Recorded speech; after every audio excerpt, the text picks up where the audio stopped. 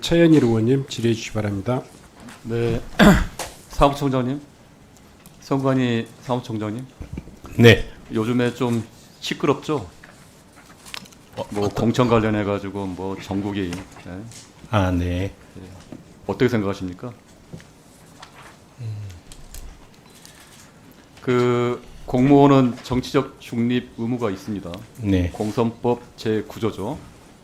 공무원 기타 정치적 중립을 지켜야 하는 자는 선거에 대한 부당한 영향력을 행사한다. 그것 공천도 개입을 하면 안 되죠. 근데 대통령이 공무원이고 공천 개입 등 선거에 대한 부당한 영향력을 행사하면 공선법에 위반이 되고 처벌을 받아야 되는 거죠. 네. 5년 이하의 징역, 뭐 2천만 원 이하의 벌금이라고 규정이 되어 있습니다. 우리 PPT를 보시면 윤석열 대통령이 당선자 신분일 때 대통령 취임 전날에 김영선이를 좀 해줘라라고 해가지고 이미 언론에 많이 나왔습니다. 그런데 또 이뿐만 아니라 관련 정황들이 계속 나오고 있어요. 엊그저께 뭐 조간신문에 나왔는데 이준석 당시 당대표가 명태균에게 윤희, 김영선 경선하러 한다던데 카톡을 보내고요. 그리고 나서 명태균이 그날 밤에 대통령에게 우리 김영선 의원을 잘 부탁한다 카톡 보냅니다. 그리고 나서 그 다음날 아침에 대통령이 명태균에게 연락이 옵니다. 김영선을 좀 해줘라 했는데 말이 많네라는 그런 게 뜨고요.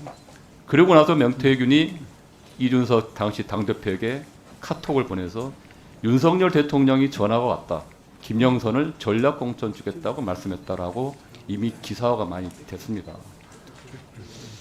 이 정도 정황이면 어떻게 봐야 됩니까? 공천 개입이라고 봐야 되는 거 아닌가요?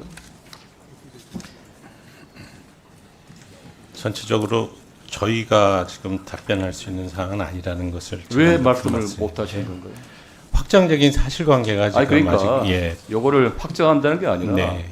선관위 사무총장으로서 헌법기관으로서 준사법기관으로서 소신 있게 언론적으로 한번 말을 해보세요. 원론적으로 공직선거법 구조의 해석상 공무원이 경선 과정이라든지 공천에 관여하는 그러니까 것은 개입한 건 맞잖아요. 그러면은 요게 안 만약에 되도록 돼 팩트가 있기는 맞다면, 합니다. 팩트가 맞다면 예. 맞잖아요. 예. 근데 지금 그 내용 근데 총장님 오늘 그런데 이준석 의원이 윤 대통령이 지난 지방선거 때도 특정 시장과 구청장에 대해서도 공천 개입했다고 폭로를 했습니다.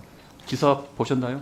오늘 기사는 못 봤습니다. 오늘 아침에 네. 한번 그만 보세요. 그래서 이러한 모든 것들이 국민들이 걱정을 하고 있는 거예요. 이러한 상황에서 선관위가 중심을 잡고 좀 해야 되는데 또 이제 대통령이 이제 아까 당선자 신분이었지만 막강한 영향력을 가진 현직 대통령일 때 최근 기자회견에서 누구를 꼭 공천 줘라 이런 것도 사실 얘기할 수 있다는 상당히 위험한 발언을 하셨어요. 이건 선거에 대한 부당한 영향력 행사 아닌가요? 만약 그게 맞다면? 지금 이 취지가 법률적인 해석을 지금 말씀하시는 그래서 거라면 이걸로 끝나지 않는데 그 다음에 이러한 공천 개입 사건에 김건희 여사가 또 등장합니다. 500만 원을 명태균에게 2021년 9월 달에 대선 경선이 본격화될 때 전달을 했고 이게 검찰 조사에서 밝혀졌고요. 그게 경선 기여에 대한 고마움. 왜 그러냐면 4월에서 8월 달에 수십 차례 명태균이 대선 여론조사를 합니다. 그리고 KTX 대통령 특별 열차에 가면서 명태균하고 김영선 전 의원은 같이 가면서 김건희 여사가 김영선 전 의원한테 공천 어떻게 받은지 아시죠? 라는 증언도 있습니다.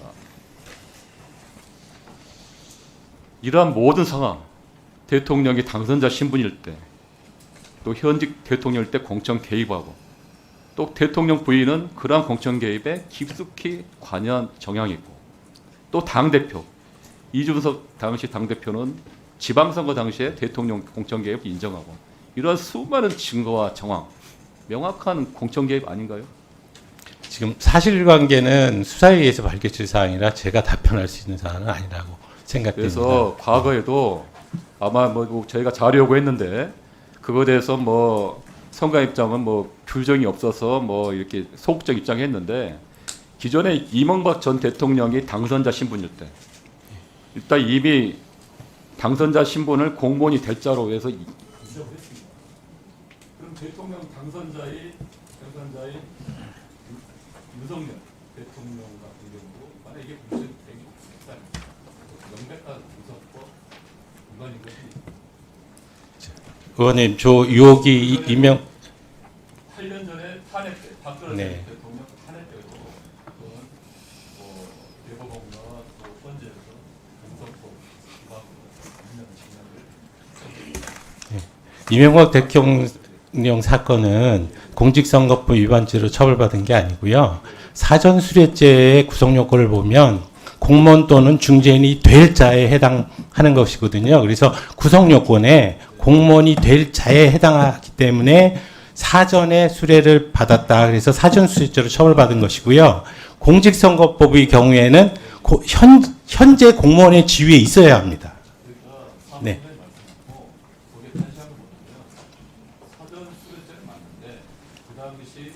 대선 후보가 된 네. 당선자 신분 전에도 대통령이 결자로서 공무원이 결자로서 엄격하게 했잖아요.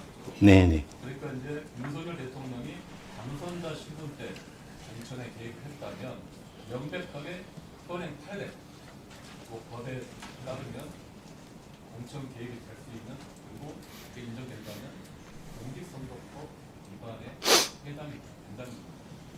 그거 맞잖아요. 아니 그렇지 않다는 겁니다. 그래서 왜냐하면 죄형 법정주의가 있지 않겠습니까? 의원님 잘 아시는. 근데 이게 대통령 당선자의 지위를 저희들이 검토를 할 때 공직선거법상에는 없고요. 대통령직 인수에 관한 법률이 있습니다. 그래서 대통령직 인수에 관한 법률을 보시면 대통령 당선인의 지위와 의무, 역할 등이 지금 나와 있거든요. 근데 이상하게 공교롭게 그 대통령 인수위원회의 그 임직원들에 대해서는 공무원 의제 규정이 있는데요.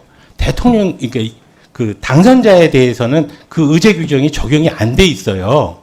그러다 보니까 이제 저희들이 해석할 때 그 죄형 법정주의 원칙상 대통령 당선인의 지위 이 부분은 지금 법률적으로 공백 상태에 있다.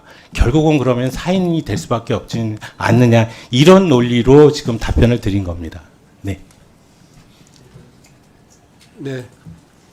다음은 한병도 의원님 질의해 주시 기 바랍니다.